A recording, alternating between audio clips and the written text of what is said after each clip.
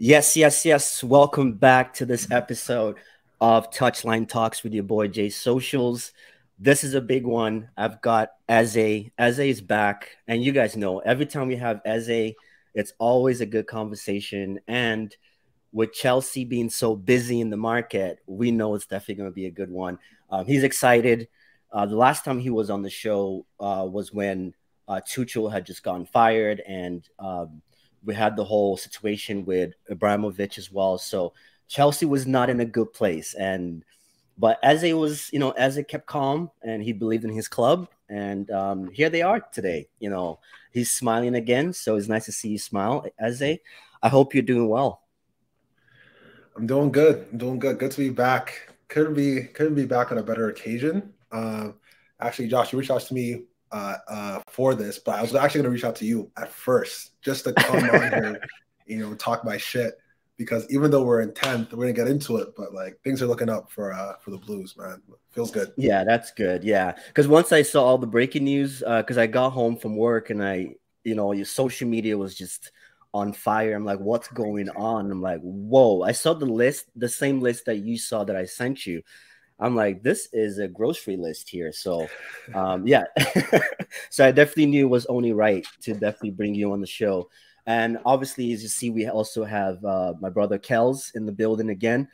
He was on the Treble Talk podcast as well. Arsenal and a longtime Arsenal and Real Madrid fan. As we know, Arsenal is doing really well this season and also had some great signings. So it's definitely going to be a fun show. So we are going to get started. Wow, what a transfer window. I wanted to say this has been the busiest transfer window we've had in a long time. And it kind of shows, I'm kind of happy to see it. It's a lot of money spent, but it's beginning to show that there's a lot more competition in the league. And there could be that shift in power as well with City, because people are for quite some time, City has kind of been that team that everyone has been trying to catch up to. And this season, with Arsenal being first in the league, we're beginning to see other teams getting that confidence now that they can also challenge for the title. So it might not necessarily happen this season, but we're definitely looking forward to next season. So that was just kind of my take. That I was really surprised to see the amount of spending, especially in January, right? That's usually not the time to get the biggest names into your club. So yeah, Ezzy, I'm going to start with you. So what's going on at Chelsea? I never got the memo that it was Black Friday sales in London, but you guys definitely got everyone's top players, that candidates that we all wanted at our clubs as well. So how are you feeling about the new transfers? So excited, man. Honestly, so excited. It's hard to put into words. Like just even to start, my fingers hurt. I've been checking Twitter so often the past like 15, 30 days. It's insane. I've just been refreshing over and over again. And it feels like every 5 minutes there's a new interest, there's a new bid logged, or it's just been crazy. I count a total of eight incoming signings. And I'm looking at the list right now. Enzo Fernandez, Malo Gusto, Noni Madueke, Mikhailo Mudrik, Benoit Badiashile, Jao Felix. It is insane. I know a lot of people have seen this before on other shows I've been watching, but it feels like FIFA manager, football manager. That's what it feels like. It's insane. And to my understanding, if Twitter's my source, Twitter's always right, so we can always go off Twitter. There's more coming. Believe it or not, there's more coming. So summer's going to be a lot of outgoings, but we're not done spending yet. I think Todd Bowley and Clearly Capital, they want to have a few more marquee signings. The 105 million on Enzo Fernandez, I don't think will be our highest purchase. I think there's going to be a few more coming in. But all in all, for January, super exciting. The goal is to maybe finish top four, but I think a lot of things have to happen from the other teams ahead of us, like Man U and Newcastle, possibly Tottenham. They have to drop some points, so it's not all in our hands. But the idea is to challenge for top four, and on top of that, tell me if I'm wrong. It feels like it could be a Champions League kind of year for us. When we won it with Tuchel, we're down bad, brought a new manager, in the knockout stages, all of a sudden we go on a run. Same thing with Roberto Di Matteo, bought him in 2012, fired the other manager. League was down bad. All of a sudden, we won the Champions League. It feels like this could be our year. It really does. So yeah, again, super excited, man. Super excited. It's funny you mentioned that because I was actually listening to some guy said it was actually a Chelsea fan that was speaking, and he was like, well, even if we don't make top four, we can get into the Conference League and win that and be the only club that has won all three. All three. Yeah, that's right. That's right. That's right. Yeah. That would be pretty cool. That would be pretty cool. It's only club, not the only manager, though. Although the only manager who has won all three is Jose Mourinho, who ironically is associated with Chelsea as well. That's but right. That's neither here nor there. Yeah. The rumors are already flying out that Mourinho might be coming back. So I don't know how true those rumors are, but we'll wait and see. Hard to say. But let me just because this is the Chelsea part of the podcast. So I gotta flex my muscle just a little bit. Okay. So think about this. So we have Kepa in goal, which is a little bit inconsistent. Whatever, no big deal. Reece James on the right. But I don't care what anybody says. Best right back in the world. That's a fact. When healthy. But you guys have a new replacement too, which is just as good as Reece James. Yeah. We have Malo Gusto. No, he's not 18. As good. He's not as good as Reece James. 18 years old. He could get there. I don't like Chelsea, but Reece James is a beast. Different level. If he could stay fit for a season, my God. His issue is his knees, right? Yeah, I think the muscle injuries are always really bad. They take a long time to recover from, and it's really easy to re-injure. But hopefully he can stay fit, right? So Reece James on the right, Kepa in goal, then Thiago Silva, never gets older, ageless.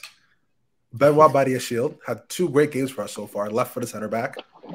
Ben Chilwell comes back, left back. Enzo Fernandez in the middle. That's the one. One. If he gets healthy with N'Golo Kante to him, that is insane. That's insane. On top of that, we put Mikhailo Modric on the left, who broke the speed record for the EPL in his first game. Very first game, speed record in the EPL on the left. Kai Havertz up top, I guess for now. But Christopher Nkunku is coming next summer, so he'll go up top. And then on the right, we'll put Raheem Sterling or Noni Madueke. That's a super team. That is the Avengers. That's the Galacticos all over. Well, not quite yet, but it could be getting to the Galacticos kind of vibe. What do you guys think about that team? What do you guys think? Well, I was gonna get Kels to step in on this one, Sorry, and then we can. João Felix at the 10. Sorry, I forgot about João Felix. I almost forgot. Is he? You play him as a 10? He's a 3-match ban. Yeah, 4-2-3-1. Him behind the striker. 4-2-3-1. You might as well get Mourinho back in there. That is his formation. I think so. I am an Arsenal fan as well as a Madrid fan. I'm CPL, so I have my Arsenal hat on. The Mudryk stuff, extremely infuriating. It's annoying that you guys just throw money at these players. What was it? 8-year deal or something? I was like, this guy went from $10,000 a week to $120 a week. It was like, of course, it's going to take that $120,000 a week, 8 years. It's like, I don't know why Arsenal was doing whatever. I think it's a great signing. I did watch him in his 20-minute cameo. He was incredible. Right. Yeah. I think that team's great. I think the Champions League push. I get what you're saying. I put my Madrid hat on. It's I didn't think we had a chance last year, and it's just we just rallied through. So I understand what you're saying, but I think the big piece that you guys are missing is a number 9, which you fixed in the summer with Nkunku. But I just think it's gonna be difficult to make it through the Champions League this year because it's a short time for a lot of talent to click. Also, I feel like there's highs and lows. It's I honestly think you guys have too many players. And I don't know how you're going to be able to keep them all happy or give them all game time. I think next season, Chelsea is on course next season for a treble because they can change can change a whole 11, and the standard. Nobody else has the depth that they have, like with the quality that they have at this point. But I think this season, I think a top 4 finish just to make the Champions League next year, I think is a real thing. It's difficult for me to imagine like Chelsea beating, like really just a PSG or something in the final. I'm not sure that you're first 11 just because you don't have a bona fide goal scorer. Is all that, and a couple of players that's like need to find their footing, and I think you're just going to get better. I think they're going to have a very good like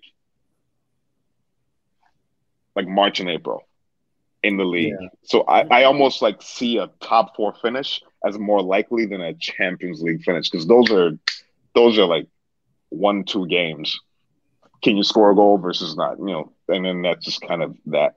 But I honestly think what you've done in a January window, 300 and something million in a January window, it's unprecedented. It's crazy. Yeah, yeah. Like, so that's the whole thing. It was like, was Chelsea trying to avoid the financial fair play? Because there's announcements that they're looking to implement that. Like, I think they're looking to implement that in the EPL and the Premier League next year. Or I don't know if it's already implemented, but they're looking to change. They're looking to make some changes into the financial fair play rules. So that's kind of like the rumors is that they're just trying to get ahead of that. No, I think that's exactly what the financial fair play rules already apply to all European teams. The genius of what Chelsea has done is these long-term contracts because then they're paying them over a longer period. So annually they're within the financial fair play, but then they're just signing these players in like 8-year deals. So they're spreading like 120 million or 100 and whatever it is. That's like first of all, that's an EPL record signing for Enzo, who signed for 10 million. How crazy is this? The Portuguese clubs are winning. They're the real winners out of all this. They signed him for 10 mil in the summer and sold him for 110 mil 6 months later. Right? Investment. They've done that for Nuno, for João Felix. They keep doing this. I don't know what they're doing with all their money, but anyhow. But the whole point is like the FFP already existed. What is happening in the summer, I think, is that they're just trying to make sure that this can't happen where you amortize deals for 8 years because it's like it just becomes this other problem in the long run because it's like it's kind of like you're tricking the system. I don't think Chelsea's done anything wrong. I think they're just like very smart. But my question though is, if these players don't work, look at the worst case scenario, and you have a whole bunch of these people on 8-year contracts. Yeah. I hear that's a good point. That's my worry too. That's too long. So my thing is with that. So just to touch on the point with the FFP stuff, we were going. We're amortizing these contracts over like 8 years, 8.5 years, 7.5 years, whatever else it was. What's happening in the summer is that they're putting a limit of 5 years maximum that you can amortize a contract over. So you can still sign a guy for 8 years if you wanted to, but you can only run the transfer fee over a maximum of 5 years, right? Which is a problem for us. That's why we wanted to make sure we got that Enzo deal done in January because I think somebody calculated it. For us with the amortization, it's about 14 million over the 8 years, 14 million a year towards the FFP book. If it was over 5 years, it'd be like 25 million, something like drastic like that. So it's a big, big difference, like the amount of money you save when you actually amortize over a long period of time. What was the second question again? I missed it, Kels. Yeah, you asked something else? If my second question was like, if these players don't work, right? So I get the amortization, but like, if it doesn't work, then you have a bunch of 8-year contracts, which you're going to have to sell at a loss, essentially. Exactly. Yeah. So with that, there's always risk involved in that. But I feel like Todd Bowley and people like Clear Lake, they've kind of calculated in that risk by only signing guys that are extremely young. So even if within the first 3 years or something they're not doing well, Modric is still 25 years old. There's still a world where you can still recoup a little bit of that money back from the player in and of itself, right? Whereas if we were to buy Neymar for 105 million. After 2 or 3 years, that money's gone. Like, it's even like after one season, it's done. Yeah, exactly. That was a poor season. You know what I mean? It's kind of over. Even with like Lukaku. Like Lukaku, you bought him for 100 million. Now, literally 1 year later, he's worth like nothing.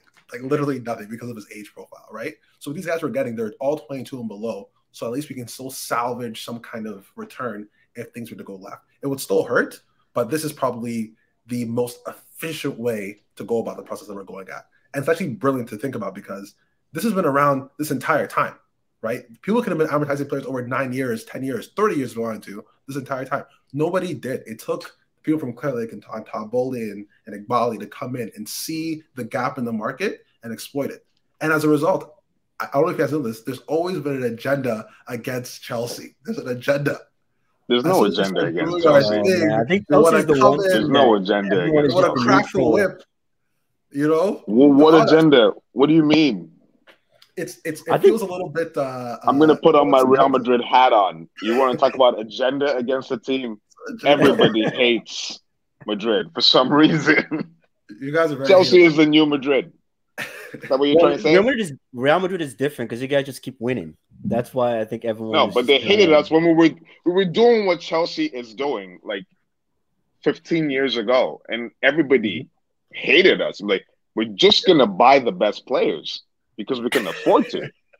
Yeah. And everybody was like, oh, blah blah. Then now literally all the English Man City has been doing that for like 5 years, just buying everybody. Now Chelsea's doing it. Now everybody hates you. It's just an agenda against the richest clubs, essentially. All the time. Yeah, but I guarantee it's basically what your club can't do, right? And you're seeing another club do it. You're just like, man. Especially Real Madrid too. A lot of United fans hated Real Madrid, myself included, because you guys were just taking. Oh, because you guys were a feeder club for us. You were great, but you were a feeder club for us. It's like, how are you guys taking care of my boy Eden Hazard? How's he doing over there? He's a sunk cost. Either way, we managed to win a lot without him, but he's gone this year. But he's not. Yeah, we got played with that one. He's just like, I don't know what happened to him, man. He just sad. Actually, now that he's on Madrid, I'm like going back at over the last couple of years, I've gone and read up about him, and it's like he just never trained. He just like his mind wasn't there. He just had all the talent. Yeah. And then he just got old. We got him at the bad time. Yeah. Even at Chelsea, the same thing. Like he would pop in and out of drills. To be running drills, shooting drills, whatever. He'll come in and take a couple shots. They'll go start walking around. They'll go do something else, then come back in. He never cared. He was just so talented for so long. Yeah. When the injuries in the age started coming up to him. Yeah. We shouldn't have got him at like 28 or whatever we got him. Like, now it's a joke. He showed up. I remember his first game for us. It was like, why does he look like he put on like 12 kilograms? Like, he just looks, it looks like he went from wearing a medium to a large. It was like this is not about that. Right? Let's stick to the Chelsea conversation. No, but I know what you mean. It's like R9, right? I read this comment about the president of AC Milan saying that R9 and Ronaldinho never trained, but you knew that when they stepped on the pitch, they gave 100%. Same with Rio Ferdinand, right? He was talking about Wayne Rooney, and that's why for me, I never, when coaches come out and talk about this whole, because he said about Wayne Rooney too, that Wayne Rooney was the worst. Like, he was lazy. He was not your best trainer in training, but when he came to the actual game, nobody could stop Wayne Rooney. And that's why for me, I never believed in that whole. When coaches come out and say, "Oh, I'm playing this player because he trained well," what does that mean? You're a professional player. What do you mean that you trained well? Like it's, to me, it's like when we're when we're at the bank and we had to do like our preps, right? And it's like, because I prepped well, if I didn't get the sale, I didn't get the sale, right? I'm not gonna say the person who got the sale is less better than the person who prepped well. Like, it doesn't make sense about the end product, right? Obviously training well is part of performing well, right? But I don't. If I could just quickly jump in there, though, I think in like I do think training should matter because if you look at the particularly Ronaldo, right? Look at Ronaldo and Messi. These two guys, but particularly Ronaldo.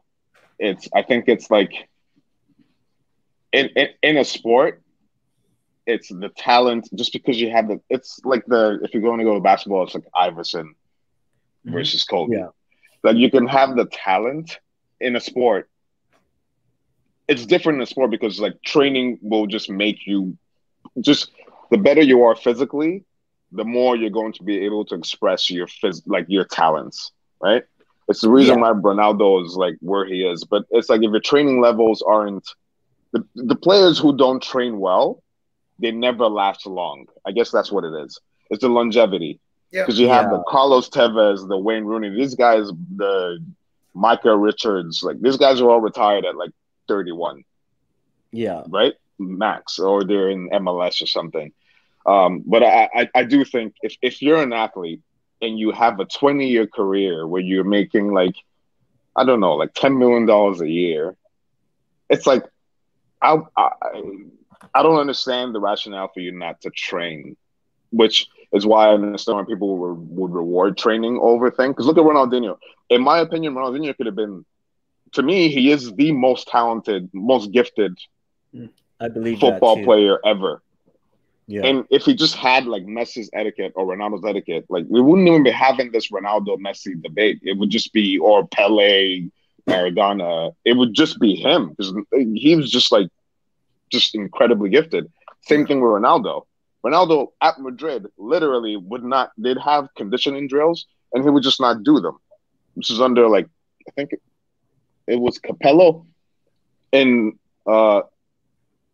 then he was just like, do you want me to run 10 laps around this field or do you want me to score a goal on the weekend? And he's like, yeah, I'll score a goal on the weekend. But it's like, if you ran the 10 laps though, you'd probably score like 4 goals on the weekend. That's kind of just in regards to training. So I do see your point. I don't think you should just be like, oh, he didn't train well, so I'm not playing him. But I think it's how do you get the non-trainers to train better? Or then you just like get rid of them. Like if I was a coach, I would not want a player who was super gifted who's not training on my team. What do you guys think? I don't know. It's a hard one. It depends on the train. It depends on the player, right? Yeah. Like it all depends on the player. I'll get to basketball at least. When Kobe and Shaq went, like they three-peated, they won those 3 titles in a row. Kobe kept getting on Shaq because he would come in after every offseason like incredibly overweight. And Shaq was already overweight to begin with, but he came in incredibly overweight. But no matter what happened, he would play himself into shape. By the time the playoff came around, he just dominated like he always does. And then Shaq was the one winning those finals MVPs over Kobe at all 3 years. Kobe never won one finals MVP when Shaq was there. He was the best player there. But Kobe was the one working hard, doing everything in the gym, getting there early, whatever else. And Shaq was just so gifted that he could just show up overweight, out of shape, and just dominate people and win back-to-back titles. So depending on the kind of player you have, that kind of judges whether or not like you want them in the dressing room or not. But some people are just so like transcendent, just so gifted that you have to move the world around them to make it work for them. Right. To your point, though, to that point, Kobe stayed on the Lakers for 20 years. Yeah. Shaq retired like 7 years before Kobe did. That's true. Yeah, like, but it's like it's like you're going into like the Madrid, Chelsea like win now mentality. You have to. I guess it depends on what you're thinking about, right? It's like we're trying to win now. Exactly. Or are we trying to like build like longevity? Like I'm a Madrid fan as well as an Arsenal fan, so I'm on 2 different ends of the spectrum. One is like trust the process. The other is like, no, we're winning now all the time. But to me, it's like I think the other one is a little bit risky. I think you just need to, if you're going to do that, then you need to be able to offload them. You need to understand the player and offload them the moment it's done. As soon as they pass that bell curve, then get them out of it. I think there's also 2 factors, like you said, longevity, right? But when, like, say for example, when Ronaldinho was in Barcelona, right? He was the top player for 3 seasons, right? So as a coach that's coming in, every coach is trying to keep their job.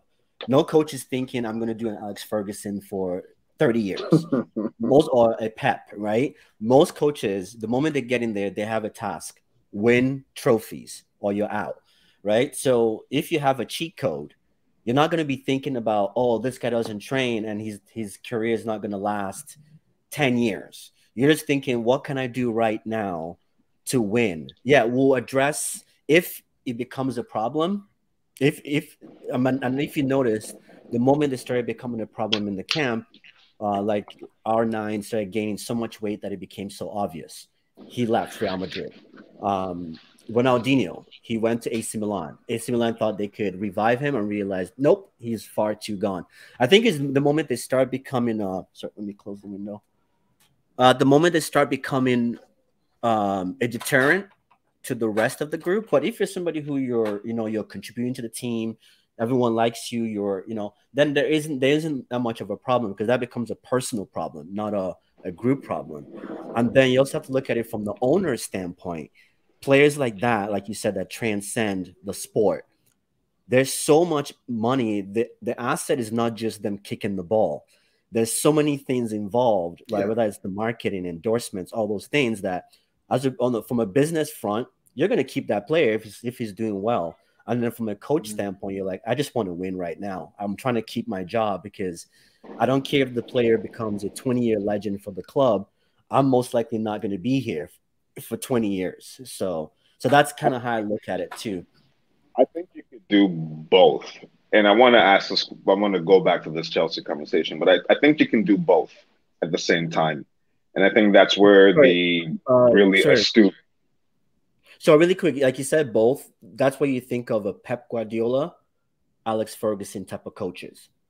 I think more of an Alex Ferguson than the Pep. I think Pep is a little bit too much of a merchant. I honestly think Pep, he just refreshes squads for no reason, and he always goes to teams that have the access to new players. I think more so the Alex Ferguson, when you can bring out the best of players for the longer period. I think Alex Ferguson was invested in the players in the long term, and I think when players left, it was literally always because of the players. I think Pep is not the same thing. I think it's more of a vibes thing. Like the Cancelo, like I think Pep just refreshes his squad for no real reason. Like Pep makes changes that are not really necessary, as opposed to Alex Ferguson, where he literally tries to get the best out of every player. And I'm just the Pep getting rid of Cancelo, I will never understand. I just don't get that. And bringing in this little young kid, it's like, this is one of the reasons why I'm just like, I really don't see. I could see City ending this season, maybe winning like a cup, but I honestly just and I can't see them winning the Champions League. I could be obviously completely wrong. Sorry, as I go ahead. Yeah, I'm glad you brought that one up. So again, my sources are Twitter, by the way. All right, so take it with a pinch of salt. With the Cancelo one, it was it's in that Twitter or YouTube, right? Like I know. I need a source inside City's dressing room next time, but all I got is Twitter right now. This is what I understood by it, because when I woke up it was on deadline day. I woke up on deadline day, and all of a sudden, Cancelo to Bayern Munich loan deal plus 70 million option to buy, which was kind of like out of control. But from my understanding, he and Pep got into an altercation, not physical, in training like the day before or something, to the point where Cancelo approached him like right up to his face, and they're having like a verbal disagreement, right? And then the following day is when he left, type of thing. So given that, right, like believing that is actually true, do you still think Pep is justified to do what he did, or you think it was salvageable? It's gonna be hard, right? Because we need to see the full story, right? It's kind of like that whole Pogba versus Mourinho saga, right? It was very easy to jump on one camp, but if you're not there to actually know what went down, because everything is all based on context, right? I'm sure the real story will come out eventually. But I'm saying, imagine that was true. like in that context. Imagine that a player was being subordinate, came up to you in the middle of everybody else, got in a verbal altercation with you face to face. Would the manager be justified to let that player go, given how talented he is? I would take it a step further back in terms of like, like if you are, like, for example, take Alex Ferguson or Arsene Wenger, right? Or Jose Mourinho, right? No player is going to have the nerve to confront you about. It's the same thing that kind of happened with, like, to me, Ten Hag. It's like your interrelationships with the players are not clear. Cancelo gave an interview and said the reason he left was because he was just not. Pep just started not starting him and didn't have a conversation about, like, it's like he didn't understand. It's like you just all of a sudden you're just not being started and you're not like there's a management aspect. It's like Pep. It's almost like he plays FM, Football Manager, with like real human beings, right? Like there's and then so Cancelo literally after his first Bayern Munich game where he gave an assist for a goal in his first game playing with a new team, literally had a whole thing and just like I left because I just wasn't getting game time and I didn't understand why. It's just that simple. And to me, that's the gap in the management. It's like Pep has, at Barca it was different because he was coaching the youth squad, and then he took up the main squad and just brought all he had a pack of gems, brought them up, made a beautiful system. I'm not knocking his coaching skills. It's the management skills that are, because at Bayern, the same thing happened with Götze. He brought him from the thing, and then it just like broke down, and then now he's at like PSV or something. Yeah, and then it's like the same type of stuff. But to your point, it's like if it breaks down, it breaks down. But I just don't think that it's really the player's fault in this instance. I think it's like a difference between Ancelotti. Like Pep to me has a better football mind than Ancelotti. Ancelotti is a better like manager than Pep. Yeah. Everybody it's like Zidane even. I don't think Zidane's tactics were like amazing. What Zidane was amazing at was managing egos. You're going to bench Ronaldo, you talk to him beforehand. You just know that that's what you have to do with Ronaldo. You can't just say, I'm the boss, you're not starting, that's it. I feel like that's the missing link. You're right. I don't know if I answered your question or not, but no, that was good. That was good. That was a great point. Yeah, because that's what Alex Ferguson used to do. Like Rio used to say it, that Alex Ferguson will come to you, I think it was a day or two before the game, and say, hey, you're not going to be starting today, but he will give you assurance of when you're going to be starting. Because it could be, we're not starting this game because we need runners, right? Because of who we're playing. But you'll be playing in the whatever game. So, because he was already playing the games ahead, right? So if a coach came to you and said, you're not going to play because of, for whatever reason, that makes more sense, right? Versus it's like even this is something to I love the point that you brought up about that whole management thing, because I think sometimes too, as football fans or sports fans, we forget that it's the same life that we live that the footballers are living, right? Yes, our salaries might be less than 100,000 and their salaries is 100,000 a week, but they still go through the same, like, things that they go through. Like, we have things that happen to us at work, and we're wondering why management, does what they do and stuff like that. So it's the same thing on that level as well. The only difference is that the whole world knows about every action you take. You know what I mean? Like, people quit their jobs every day. People curse out their managers every day, but we don't see it on Twitter, right? So, so I think sometimes we, as human beings, as fans, we forget that they're human beings too, right? So, yeah. So definitely, that's a good point. The one thing I was actually going to ask, I was going to talk about the manager, because it's one thing to bring in all these players, because we saw this happen, was it 2 seasons ago, with Frank Lampard? He comes in, he does all right. You guys basically opened the book, the checkbook, and you guys spent a lot that window as well. I don't know if it was in the summer window because that was Yeah. after you were transfer banned, right? Yep. You guys spent a lot of money, but the coach wasn't up to the job. So, are you worried that there are too many big players, too many egos under a manager like Graham Potter that doesn't have that kind of experience? And our buddy Eve on the podcast calls him Harry Potter. Except Graham Potter doesn't have the magic. At First least of yet, all, he doesn't have the magic yet. So, are you that's nervous that Graham Potter can handle this amount of? Because it's pressure now, right? The pressure is on. Yeah, for sure, for sure. Sorry, another question too, and a part two of that question. Yeah.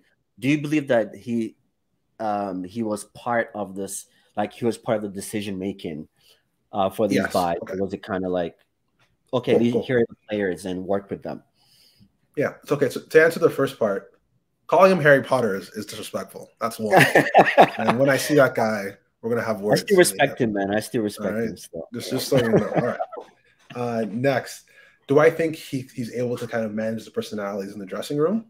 From what I understand about Graham Potter, I think he has some kind of masters in like human behavior, human psychology, something like that. After, previous to him becoming a manager, actually. So has a little bit of background information on how to work within certain situations, like on a more academic level, right? There's not like always an Wenger too for Arsenal. Exactly, yeah. There may not always be application towards these things. A lot of times when you study something, it doesn't necessarily mean you can do it, right? If I study medicine in school, it doesn't mean I can go operate on somebody right away, right? It doesn't always translate. But given kind of like his demeanor, how he comes across, I think he's a very likable individual. What scares me is that like some of these bigger personalities may take advantage of that. I don't see him as being a very stern person, like similar to like Solskjaer, where he's everybody's friend, but that may not always be the best approach in given certain circumstances, right? So I am a little bit fearful of that. But I think given the options that we had during that time after we let go of Tuchel, I think he was probably one of the best.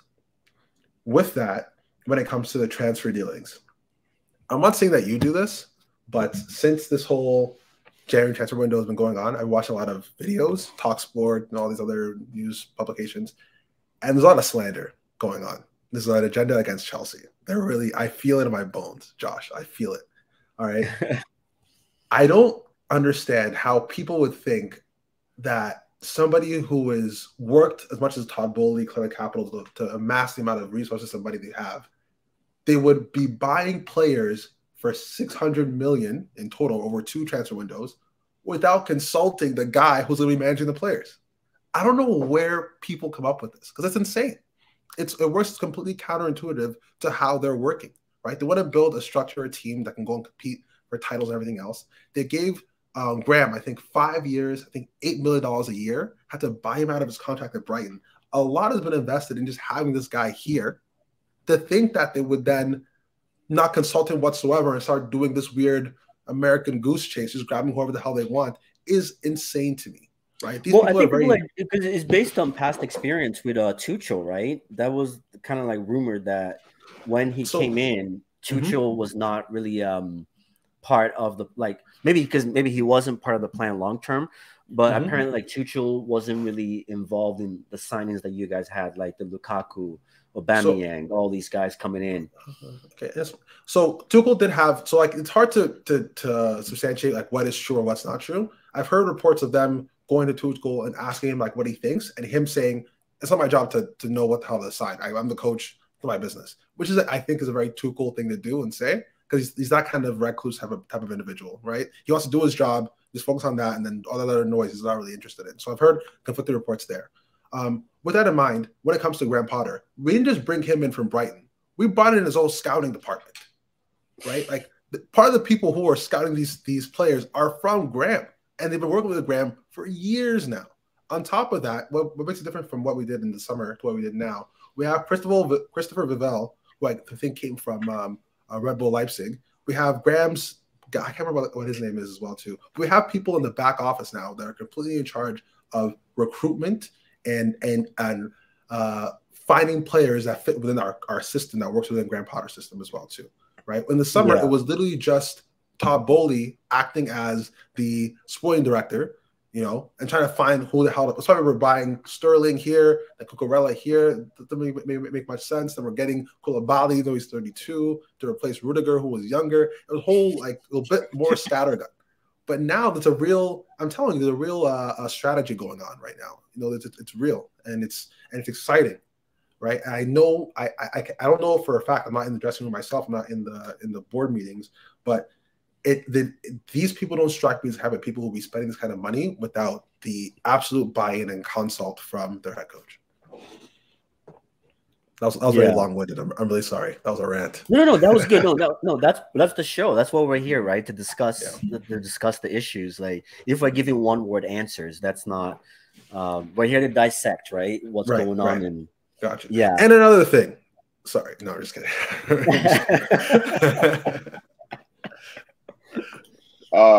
Just a quick follow-up question. I guess the real question is how much input do you think he has? Because when your squad is fully fit, you have 30 plus professionals. If the World Cup were next summer, Chelsea would have the most. Chelsea would replace Man City. Yeah. My question is there's not enough games for all those players to play in consistently enough. Do you not see this as a long-term problem? And because Harry Potter, Graham, you see Potter. Sorry, the last show I was on was with Eve, and he just kept calling him Harry Potter, and it just kind of stuck with me. Graham Potter. Himself has come out and said we have too many players essentially for your squad. It's at a point where even for Champions League you're gonna have to leave 3-4 players out, and it's the Ziyech stuff also that's what was that? We gotta talk about that too. I was hoping you would bring that up. It's just kind of you. Do you think you can hang on to the squad? And how much?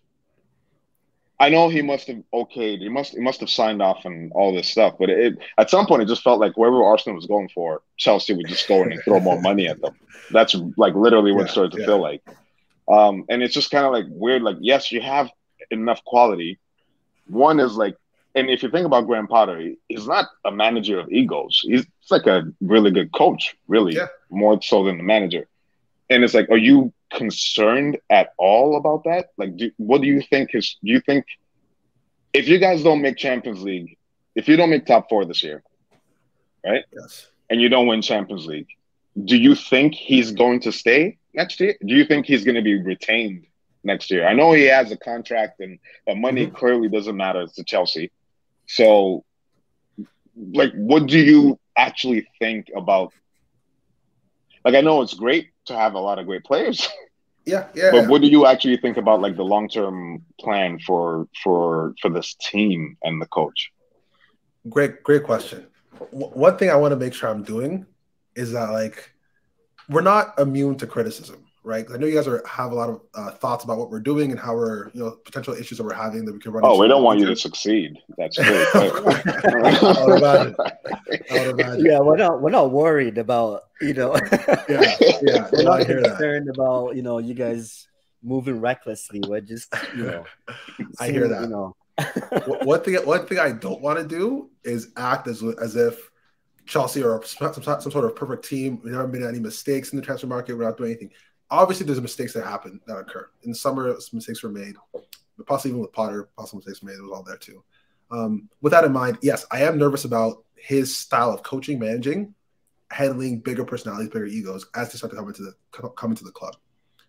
In terms of expectation, to my understanding, right, regardless of how we finish, within reason, this year, he will be retained for next year, right? Because he will only have had one transfer window of 30 days and then about 4 months to coach the actual players. And I think the ownership group wants a larger sample size before they make a decision about the long-term future of Graham Potter, right? So to answer your question, I think past this season, regardless of Champions League or top four, which are both going to be very difficult, I think we're going to retain Graham Potter for the following season. How long he lasts that following season, depending on results, is difficult to say. If you guys finish 10th, which I don't think is likely, to be fair, I'm just saying worst case scenario. If the league ended today, or not today, but say the standings ended the way they are now at the end of the season, which would be great for Arsenal. But do you think he's staying? If you finish 10th, are they keeping him? And why, to your other point, why Todd Bowley brought in players that Tuchel didn't want, and he fired him for it? So why is it because they brought in this other structure of people? But it kind of feels like, from the outside anyways, like it's still just like Todd Bowley pulling the triggers. I'm not sure if you fired if Tuchel said, I don't want Aubameyang, you bring in Aubameyang, and then like you're not winning, and you fire Tuchel, and then you bring in Todd Bowley, who was then a lower tier manager, great football mind. Love them. But he doesn't have the resume of Tuchel, right? Yeah, for Chelsea.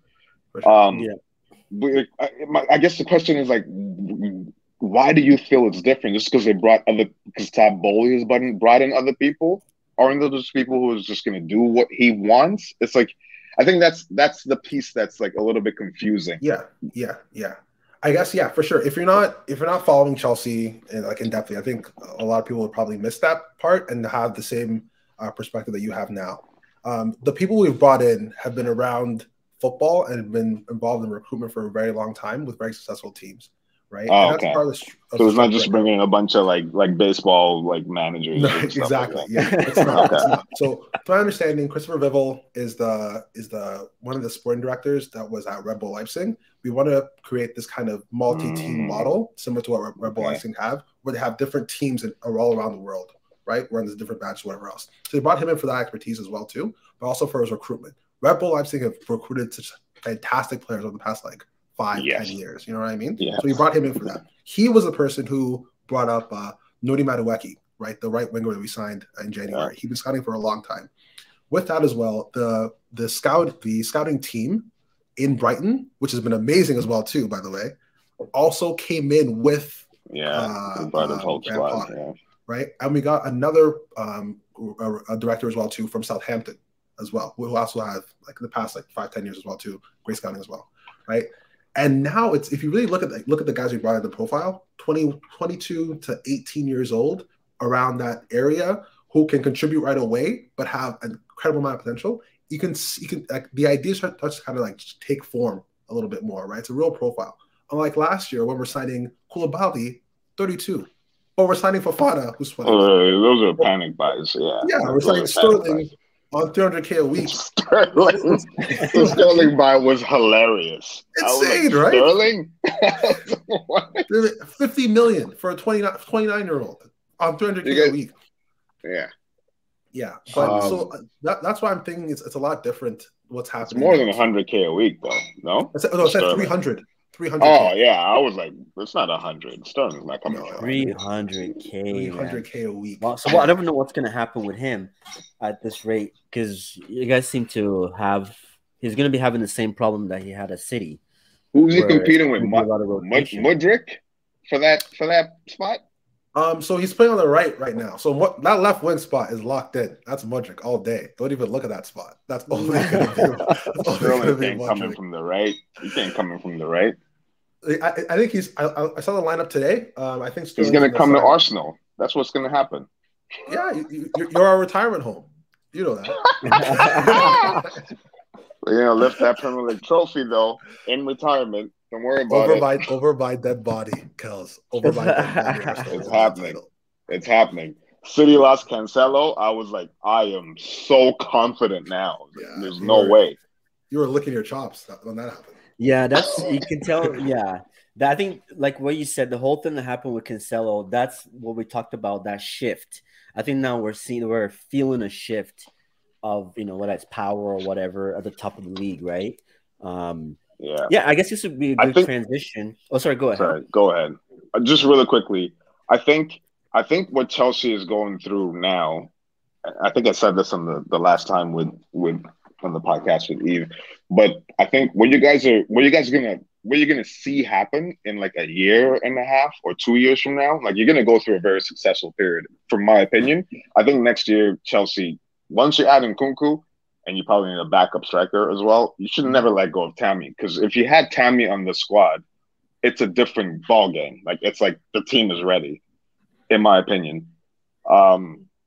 I think you're going to reach a point where Madrid went through this in the season where we beat Juventus in the Champions League final, where it's like, man, we would rest our starting lineup. I'm talking all 11, including the goalie, and we'd be beating teams in La Liga 7-0 with our bench, right?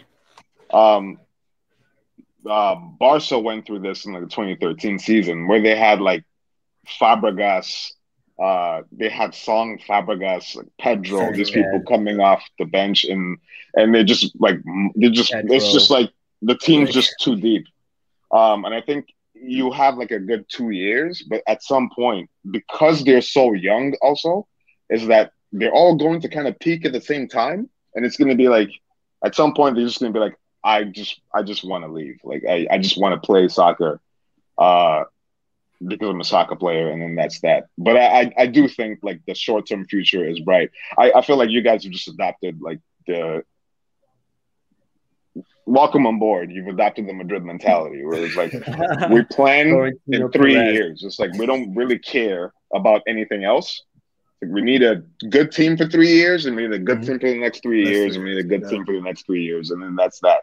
And I think that's the future of soccer if you want to be consistently in the top. Anyways, you can't have this one team for 10 years and run through it. Like it's just. Alex Ferguson days are over. And I think you're right too. And I think the days of process, the game moves too fast. There's too much money in the game to be building, right? Because you're going to be building forever, right? Like Arsenal, I think Arsenal learned that. They tried to do that, and then they learned, you know what, something's got to change, right? It's like the process gets you there, and then you just have to stay there. Like this whole like reset stuff it's just. The Arsenal brought in Arteta, and then we stayed there, and then it's just like now he's just like bringing in new pieces, and I'm telling you, if they keep him there for long enough, like he's gonna do the Pep stuff. It's gonna be like max is gonna be 5 years unless you're Kevin De Bruyne. Everybody else, it's like you're just in the change. He just changes players for no reason, Pep. Ruben Diaz, I'm like, he's still an amazing defender. Just can't get a game anymore for no reason. Like he was on my FPL. Like he was the one defender that was giving me a lot of points, right? And then all of a sudden, I'm like, why is he not playing? He just can't get a game anymore. That's why Cancelo left. It's like you're just changing stuff for. Yeah, I made a mistake against Liverpool. Like, damn. Right. Yeah, that's interesting. Yeah. Just really quickly. I think y'all make great points about the whole Chelsea thing, and I think what makes Graham Potter a bit different is you look at his track record from Brighton, right? Like you said, they brought his entire recruitment staff plus Red Bulls, Leipzig's like staff as well. So you can see that he has a system in play. Because you look at Brighton, half their players, all the like top elite clubs wants half that squad. Like Brighton players seem to be, the hottest ticket in the market, right? Yeah. So you can definitely see that, right? But at the end of the day, you never know what could happen, right? Chelsea seems like they have the right team. Now the real question is, did they have the right coach to guide them, right? To that victory that you guys are talking about. I guess this can kind of segue. I know the game starts soon, right, Eze? Yes, about 10 minutes. Okay, we'll try to wrap up like soon. Yeah. So Also, this one, Brighton. I'm just going to want to talk about Caicedo. so that's what I was kind of leading into. Kind of Jorginho leaving, going to Arsenal. So the whole thing is, you guys wanted Casado, right? But Yes, you ended up getting Jorginho. yes. So do you believe? So I guess the real question is, how do you feel about not getting Casado but getting Jorginho? Yeah. Um, so from my perspective, it's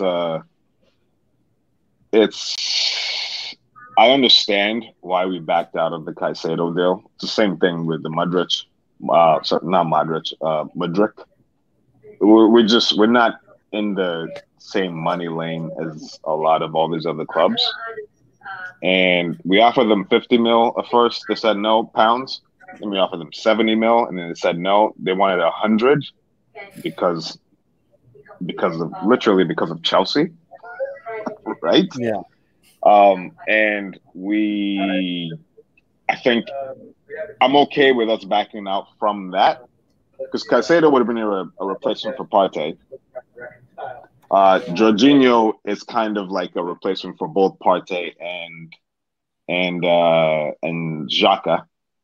essentially. So Yeah. So like a CM basically, like CM/CM. yeah, like it's like if Xhaka if Partey goes down, then we will probably play with two anchors, like because he can't play anchor on his own, Jorginho. So we probably play with both of them as anchors and Odegaard as as a cam, and then so we're basically playing 4-2-4 at that point with Odegaard being the link. Um, and it's a difference between spending 100 mil in January versus spending. We paid 12 mil for Jorginho on a 1.5 year contract. So it's like I'm completely fine with that. I'm even especially more fine because we added Trossard. Because He's he been a good is addition. I'm a jealous. player. He's a player. So I'm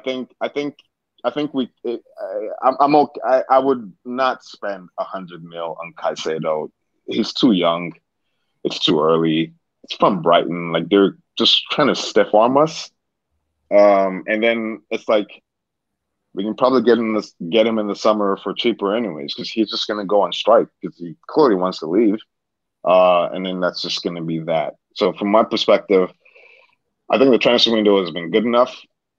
I think our only competition for the league is City. I really don't think anybody else is in the running. And I think City got weaker and we got stronger over the January window. And so I actually have no complaints, to be honest. Do you think Arsenal will go back for him again in the summer for Casado?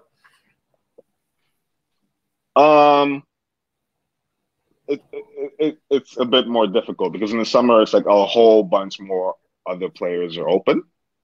And if it's like if we're gonna pay 100 million for that for a backup, I don't paying 100 million for a backup is to me ridiculous. So I think we're probably just gonna scout a bit better or look to a youth system because lately we're kind of rivaling Chelsea with the youth system. I'm not gonna lie, you guys were the youth system magic, but like we got a lot of youth boys coming through. I just gotta say. No, definitely. Eze, how are you feeling about the whole Jorginho leaving Chelsea? I guess that doesn't really matter to you right now because they don't care. You've got it's like if you were a child and they took away a toy of yours but gave you a truckload full of toys. You're not gonna be so upset about the one that left, that had a few scratches on it. So happy that Jorginho's gone, man. Like, you understand.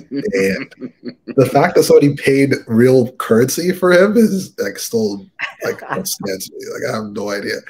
If you watch like the games he plays, there was a video clip going around where I think someone made a through ball and we're running up the pitch to attack, and the referee outran him.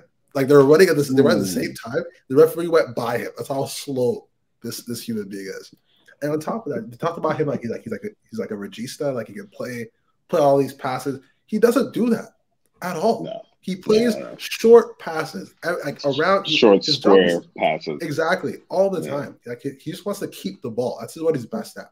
If you want to like close out a game, put Jorginho in. He'll just keep the ball ticking around in his own box and go absolutely nowhere. Just keep it, and that's it. That's what he's great at. I thought he'd be spraying passes to Havertz, spraying. He never does any of those things, and it's such a liability.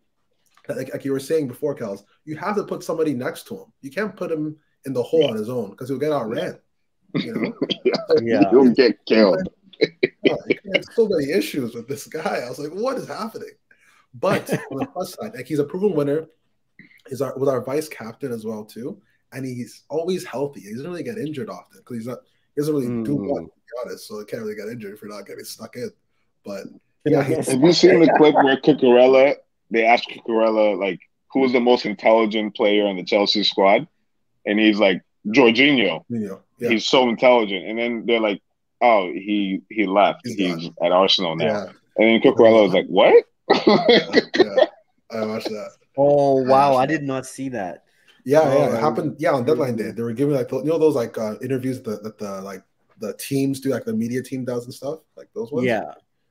So it was happening. So he found out like live, like it was crazy. And they had a picture of Jorginho in the Arsenal shirt that showed him afterwards too. It was crazy. Well, things happen fast, right? A lot of times, especially because you're right there in London, so it's like on deadline day too. It's like this is the deadline day. Is like everything just happens. Yeah. But to your point, it's like he cannot plug the hole by himself. It's like he needs. We're going to have to play a double pivot. Like Xhaka is going to have to remember how to play. Yeah, which is kind of scary because Xhaka and Jorginho in double pivot is not the most like safe thing. Yeah. You need Party next to him for sure. I think what I was thinking in my mind was that like you're still in the Europa League, so maybe just he plays well in Europe for some reason. I think the game's a lot slower. You gotta dump the Europa League though. That's the thing. It's like we gotta just dump that. We gotta just dump it. We just gotta play one game a week. Like we just gotta dump everything and go for the Premier League. I don't. Oh wow, you're trying to. Oh wow, you're trying to put all your eggs in one basket at this point. We just have to. We don't have the squad to like compete on multiple fronts. You saw our game against City. Guardiola took out 6 starters. Sorry, Arteta took out 6 starters against City in the FA Cup. It was. Yeah. We have to just dump these other cups. We don't have this. We don't have the squad to compete on like 3 fronts. We really don't. And I know Jorginho plays well in Europe, but sorry, go ahead. No, go ahead. Sorry, go ahead. No, I know he plays well in Europe, and he's like a big game player, oddly enough. Which is why I feel like I like him because he's not gonna start. He's coming in as a he can replace Xhaka if Partey's there, and then he can just play the free roam role. But if he has to replace Partey, we need to shift to do a double pivot for sure. And I think that's why we got him as a replacement. And we got him for cheap, and it's a short contract. So I'm like, honestly, I actually really like that deal. I'm not going to lie. I get his flaws, but I think it's what we needed. Yeah. No, and definitely is not what Chelsea needed. That's for sure. Oh, yeah, for sure. Yeah, definitely not. But I think Jorginho leaving Chelsea will make Mount even better, to be honest, in a weird way. Because they have Caicedo. They just need to figure out they can play anybody next to Caicedo and just have Mount free roam. Because I'm not really sure. Like Mount just looks lost. So much talent, but it's like, what position does Mount play? Just really quickly, Eze. Sorry, I know Chelsea game started, but what is his position? Eze, you there? Sorry, say that again. Mount. What is Mount's position? I don't even know what the hell that guy does, man. I don't even know what's going on with that guy. I thought you were Mason Mount FC. I'm not English, so I don't share this Englishman mentality crap they keep doing with Mason Mount. I couldn't care less about that he's English or not. I don't know what position he plays because he put him in the 10, and he doesn't think quick enough to play those like quick balls, like those through balls, weight them properly, everything else like that. Where we move him back towards like a 6 or an 8, and he just gets run over. You know what I mean? He's not the like. Oh, he just runs. He just runs around like Gallagher. They just run and they run and run and run, and nothing gets accomplished. Nothing happens. You know, and it's just so frustrating. I don't want him on the pitch personally. He's not in any of my starting 11s at all, and he wants 200K a week. And I'm like, what the hell? What did you do for 200K a week? I don't know what has happened. You know, so honestly, he can go. I don't care what position he plays. He can just go somewhere. He's not going because it's English, but Mount is. I saw like a clip on I guess Instagram Reels the other day where it was like people were. First of all, the comparison was even wild. They're like Mount or Mbappe. This was just like Chelsea fans in front of the stadium, and they were just like it was like they went 15-0 Mount, not Mbappe. Yeah, I watched and that. I was like, huh? I will send it to you guys. I'm telling you, I'll send it to you. Wow. That's 15-0. They interviewed them like outside of like the bridge though, right? It was in London. Yeah, right? Like literally outside of the bridge. Like these are I was just like, oh, this is not even real. Like you guys are not even thinking. Like, oh yeah, those are like what they call in Manchester they call those the top red. Yeah. The follow-up question to that was Haaland versus Havertz. And it went again 15-0 Havertz over Haaland. I was like, okay, we know what this is. No, that's definitely a joke. That's what you call the top blues. The top blues. Yeah. No, but honestly, I think that's I think the Jorginho thing, it makes sense for the time being. Like you said, Caicedo was too expensive for the January window. And the thing with Arsenal right now is Arsenal's top priority, like you said, it's the Premier League. You are so close. You guys have been building for how long now? You guys have been building to get to this point.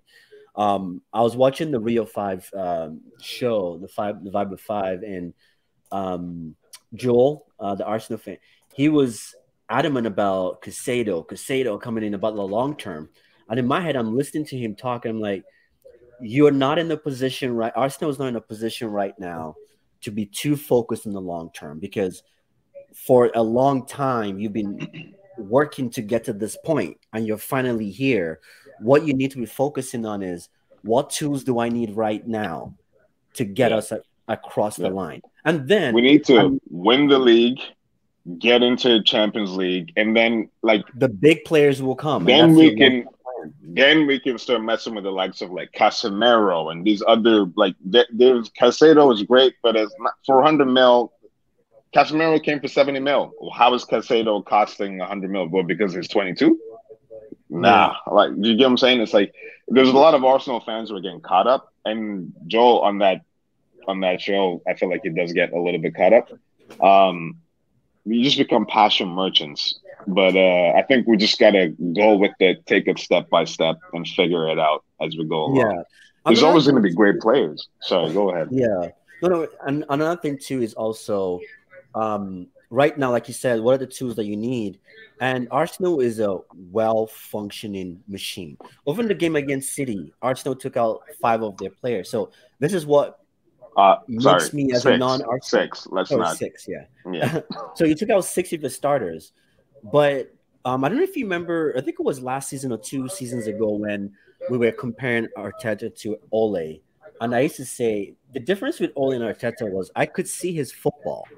You just didn't have the players. But I could see when you actually take out the distractions and just watch the game for what it was. I used to say it. I actually enjoy watching Arsenal games. But you guys, a lot of Arsenal fans were like, oh, what are you talking about? Because you were not getting the results, right? But fast forward now, you guys are such like that City game was impressive. I was actually surprised you guys didn't score. You guys had City like pinned back for at least the last 20 minutes of the game. No, the City game impressed a lot of Arsenal. Like it impressed me as well. To be honest, I was like, actually, like I can't wait for the Premier League games against City at this point because I was like. I did not expect us to do as well as we did with them, given what we put out. So So the last one I was going to say was leading to that is Jorginho fits better because he knows he's not going to be a starter, and he's going to have the passion to play because the Premier League he's never won that. This is as a player. this is the perfect opportunity for him. So he's coming in. It's one thing if Arsenal was maybe fighting, well, potentially could fight for top 4. Then I would say that was a crappy buy because he's going to. It's one of the first times that Chelsea players moved to Arsenal and they've actually moved up. Yeah, exactly. It would be like a long time kind of signing. Yeah, really quickly though for a payday. So sorry, let me just quickly say this. So the one thing I was going to say is Jorginho is short term. He understands that. Caicedo coming in for 100 million. All of a sudden now that causes disruption in the dressing room. He's going to expect to start. Not play him. Exactly. He's going to expect to start, and then it's just like that destroys your disruption machine. To your point. Yeah, disruption to the machine. Yeah. So yeah, sorry. Go ahead. I was just going to throw a quick jab. I see Ziyech is in the starting lineup there. If it's want to talk about management, it's like you just messed up this guy's transfer, and then you're starting him. At least Reece James is there, but yeah, I don't know what's going on with your team, man. I'm telling you, like, just I don't know. You guys need to maybe get Ancelotti when he leaves Madrid. He can handle that squad. Why is Ziyech starting? I think it was a good thing. We messed up as repayment. You're in the starting lineup. Go get you a goal. I think he's getting played right now. This is like the girlfriend that like. This is like the boyfriend that got cheated on, and then he's like, I love you, blah, blah, blah. And you know it's not real. It's not real. You just signed 300 million worth of wingers. You Arsenal people you're just the worst. You know that? You guys I mean, I think we're great, but it's to each his own. You guys are the worst. Always hating. And also, you're starting Gallagher. I thought Gallagher was supposed to have left for 40 He was also supposed to have gone. Yeah, what's going on here? we accepted the 40. They put 45 plus 5. I was like, what? Take that money. So we accepted it, but Gallagher didn't want to go to Everton, which is understandable. So that's completely fair. That's completely fair. It was Everton. Everton said 45 plus 5. 45 plus 5. They took that Gordon money, added 5 million on top, and then offered that to us. Everton is a joke. Why doesn't Crystal Palace go for him? He did really well last season there. Not sure why they wouldn't just go for him. They were in for him too, but Everton had the biggest offer, and since he rejected that, we didn't feel comfortable taking less than what Everton was offering, and no one was willing to match it. Wolves came in, not Wolves. Newcastle came in at 30 something, but it doesn't make sense to accept Everton for 45 and then end up going with Newcastle, who's above us, for less money. Like it doesn't make sense. Newcastle was trying to be funny there. Yeah, trying to be really cute. Quickly. What do you think Havertz's position is? Another great question, man. You're killing me with this. I have no freaking clue. I have no idea. I think it's a 10. Like a cam slash. You think it's a 10, right? I don't think he's a Josh 9. Kels, you think 10, right? I think it's a 10. Yeah. I'm thinking more of a 10. Yeah, or at least if not fully a 10.